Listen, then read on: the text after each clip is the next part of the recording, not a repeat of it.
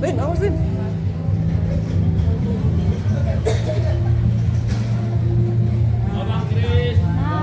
Bang Chris, izin sebentar bang, izin sebentar bang. Ya. Sedikit aja bang. Menanggapi.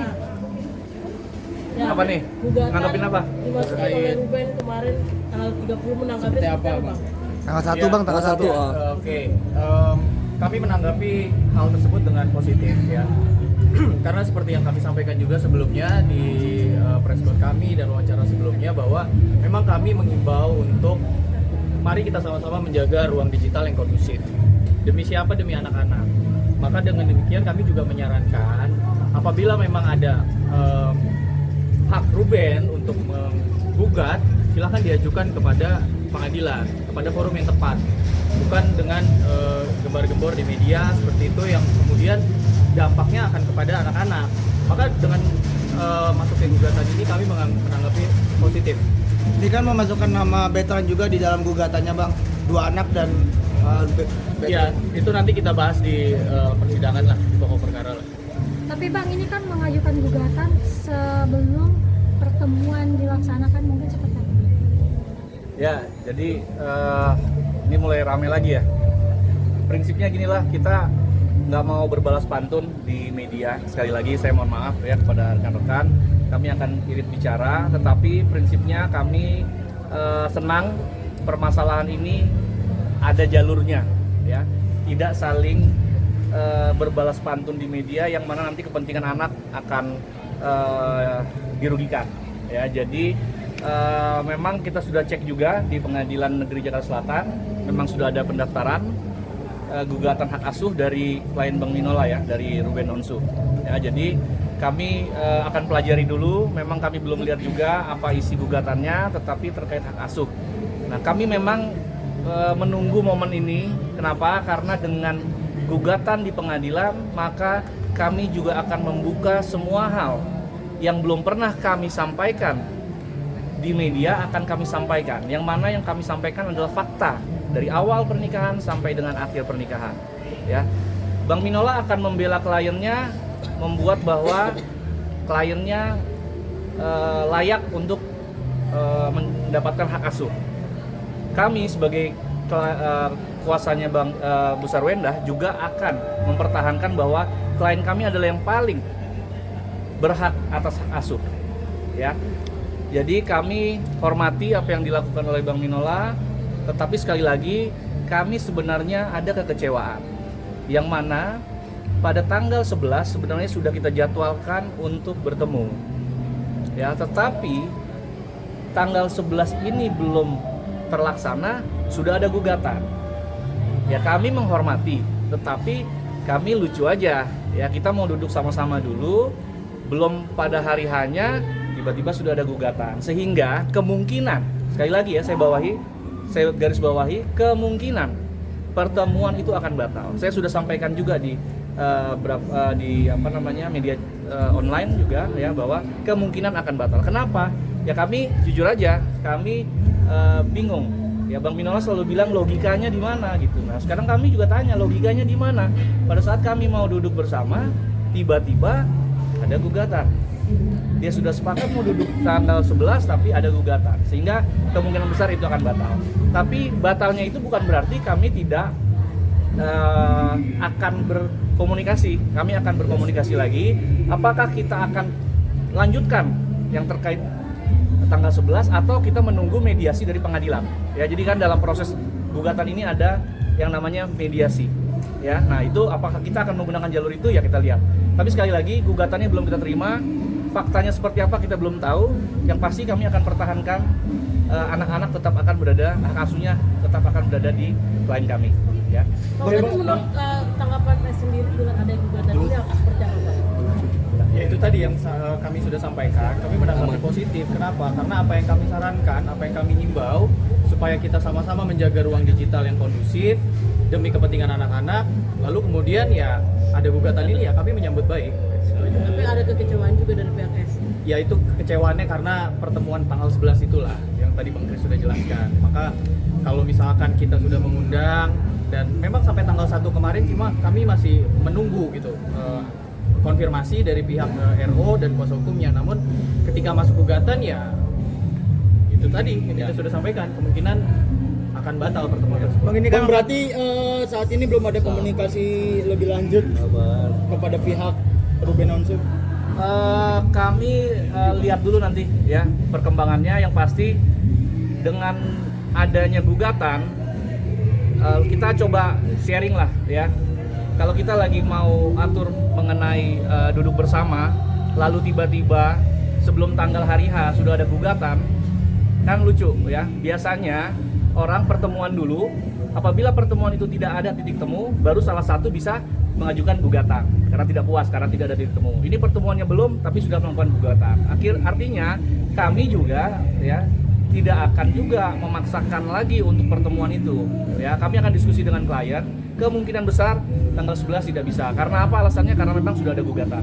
Jadi kita akan lebih baik nanti saling berargumen, saling membuktikan di persidangan, dan itu kami sangat ya, atau mediasi ya. Kami sangat menunggu momen ini. Kenapa? Karena dengan begitu kami akan leluasa untuk menyampaikan bukti-bukti yang kami punya yang belum pernah kami sampaikan di media ya. Oh, tapi menurut Abang sendiri apa sih Bang alasan dari RO atau pihak kuasa hukum tiba-tiba mengajukan gugatan di saat kita semua tahu tanggal 11 itu akan ada pertemuan gitu. Yang dimana tadi Abang bilang harusnya pertemuan dulu, mediasi tidak ada berhasil apa-apa, baru gugatan. Ini malah kebalik, gugatan dulu baru mediasi. Saya nggak tahu kenapa mereka ajukan gugatan lebih dulu ya. Bahkan setelah mereka ajukan gugatan, mereka juga masih mau bertemu. Kan nggak logis gitu ya. Kalau mereka memang mau bertemu, ngapain mereka gugat dulu ya? Tunggu hasil pertemuannya, tidak ada hasil ya silakan monggo mau gugat ya kan. Nah, jadi kami lucu.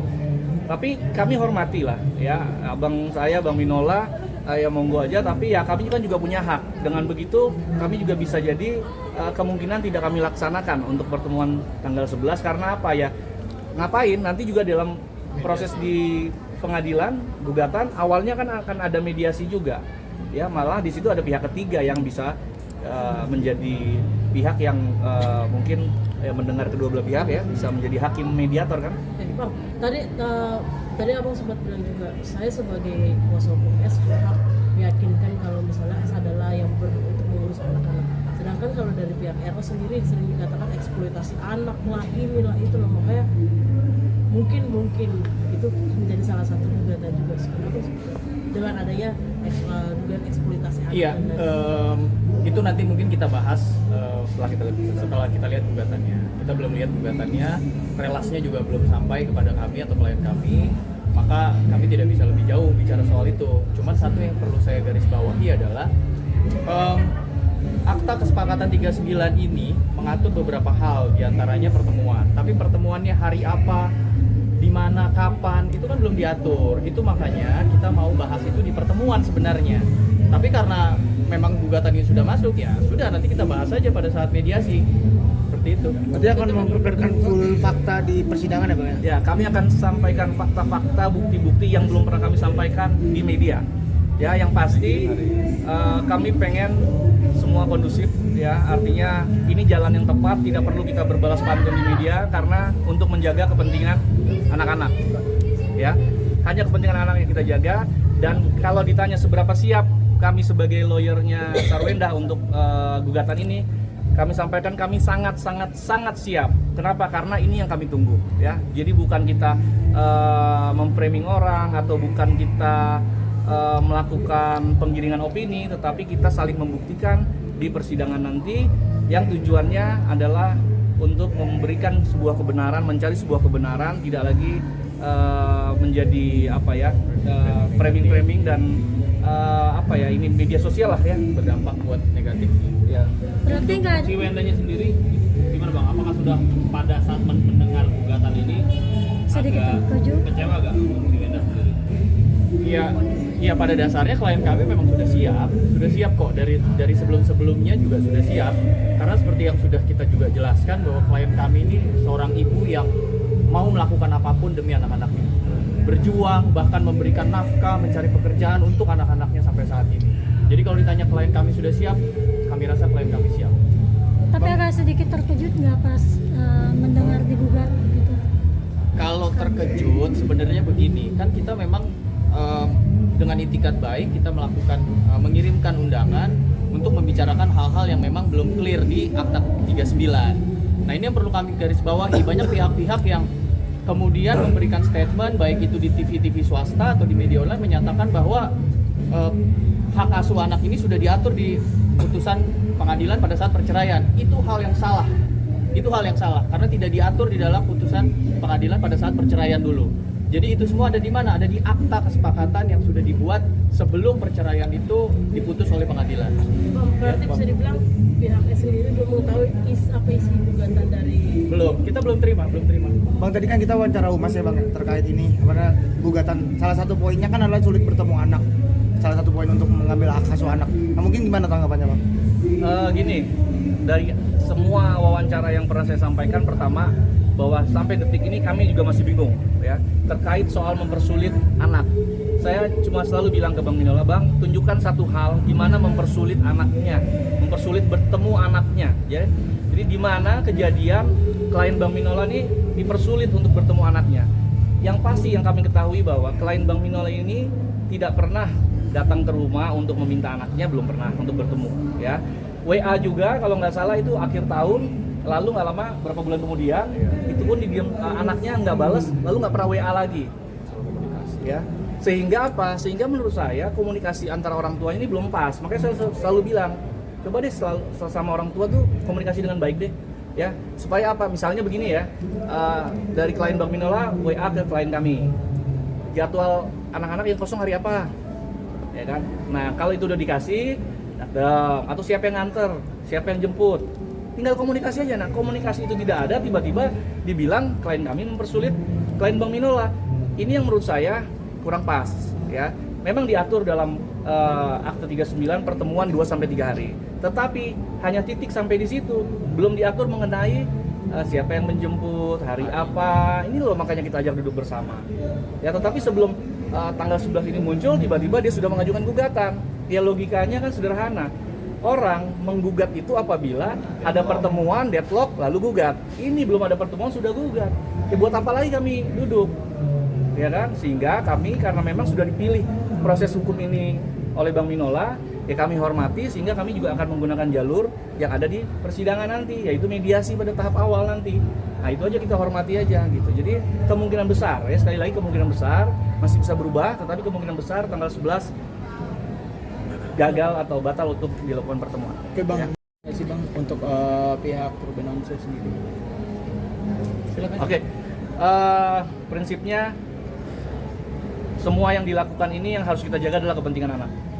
Ya, kalau bisa saya berharap tidak usah lagi kita berbalas pantun di media. Ini sudah ada jalurnya. Biarkan hakim yang memutus. Biar fakta persidangan yang dinilai oleh hakim, bukan penggiringan opini, tetapi fakta persidangan yang mana semua kita ajukan demi kepentingan anak. Sekali lagi ya, kita paham situasinya mungkin ada perbedaan pandangan, tetapi saya berharap jangan sampai anak-anak ini menonton pertengkaran orang tuanya terus-menerus sehingga nanti tidak baik buat psikologis anak. Itu aja.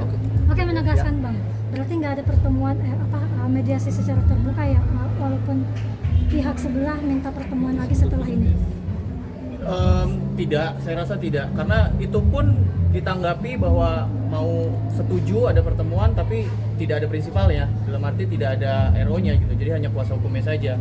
Jadi itu alasan pertama. Kemudian alasan kedua, sudah masuk gugatan, ya kami rasa kemungkinan besar tidak perlu dilakukan pertemuan itu. Ya. Bang, sedikit Bang, mungkin yang kemarin Ciwenda melaporkan yang diduga akun-akun yang mencemarakan Oke. baik sendiri.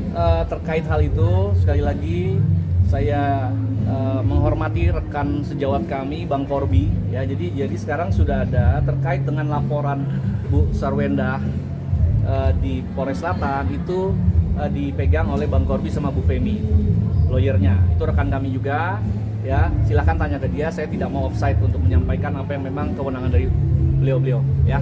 Oke ya. Terima kasih ya Bang. Terima kasih, Bang. Ya.